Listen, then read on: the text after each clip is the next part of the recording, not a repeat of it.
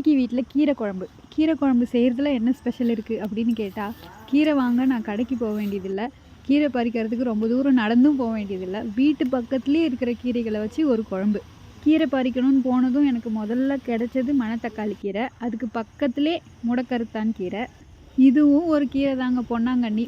நம்ம சிவப்பு பொன்னாங்கண்ணி இருக்குல்ல, அதே மாதிரி இருக்கும், ஆனால் பச்சை கலரில் இருக்கும்.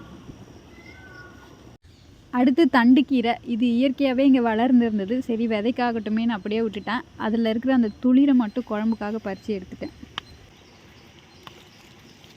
இந்த கீரை பேர் மறந்து போச்சு. எங்கள் அம்மா அந்த கலவைக்கீரை குழம்பு செய்யும்போது இதை அடிக்கடி போடுவாங்க. ஏதோ சொல்லுவாங்க, சாரணையும் தொய்ய, எனக்கு பேர் தெரியல, எங்கள் அம்மா கிட்ட கேட்கணும். ஒரே ஒரு கொத்து குப்பை மீனி.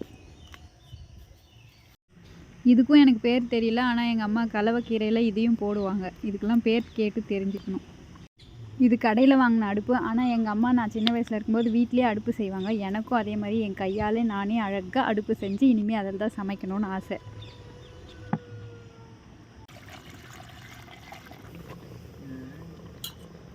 எங்கள் மாமியார்கிட்டேருந்து நான் நிறைய விஷயங்கள் கற்றுக்குவேன். அதில் ஒன்று, கீரை போட்டதும் தீயை அதிகமாக வைக்கணும், அப்போ தான் கீரை சீக்கிரமாக வெந்துடும். தீயை மெதுவாக வச்சோன்னா வேக லேட் ஆகும், கீரை கசக்கும்.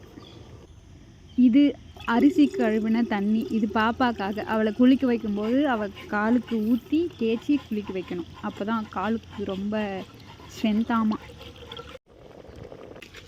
எங்கள் ஊர்லெலாம் பருப்பு கீரை கடையிறதுக்குன்னு தனியாக கல் சட்டி இருக்கும், ஆனால் மாமியார் ஊர்லெலாம் அப்படி இல்லை. எந்த சட்டியில் வேக வைக்கிறோமோ அதே சட்டியில் தான் கடையணும்.